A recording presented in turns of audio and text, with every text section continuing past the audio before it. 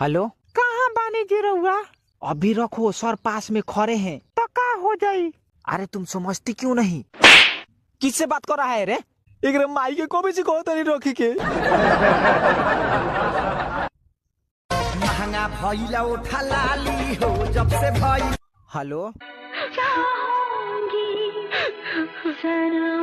ए तू काहे रोवत तारू हो? आप कहाँ से बोल रही हो? एकरा माई के काजने कहाँ दूसरे फोन करके रोतिया। अरे कब से ध्यान लगाई हो? कहाँ मांग रही हो?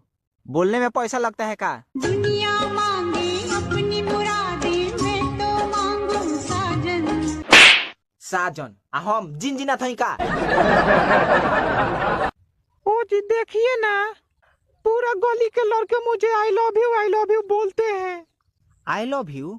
रे ते तो घर में रहेली, तो तोरा के कब से बोले लन सो? आवे लगनी लाइफ जब से हम तो फेसबुक के तो लाइव आई जरूरी बा तोर।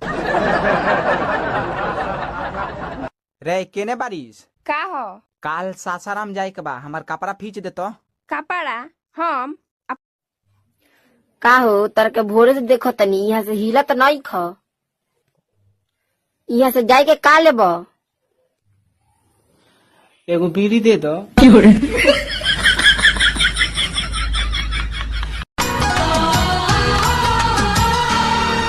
हेलो, अब अपन ख्याल रखियो, हमार शादी अब सेट हो गई।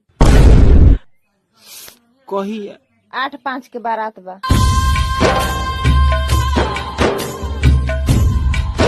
रोज का बड़ा आज हम मछली बनी।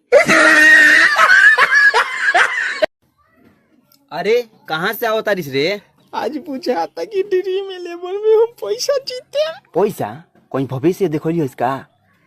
हाँ, मोट पके बाबा से। ऊ का बताई रे? काहे? ऊ तो सलाह हो के हाथों ना धोएला। ए भाभी, का जी? अच्छा कोनो काम पड़ेला तो कहलू कि जाई अपना भैया का भेज दी। अगर हम घरे ना रहती आ इहे बतिया बाबूजी से कहे के रही तो का कह के बोले तू? का कह के बोलती इहे कि ए पापा जी तनी अपने भैया के भेज दी।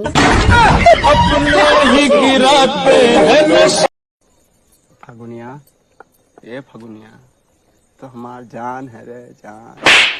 सौरऊ देह में जान ना, हमरा के जान कहता रे। तो नमस्कार प्रणाम। आज हमारे साथ एक मोहतरमा जुड़ चुकी है। मैडम कुछ लगा हुआ है।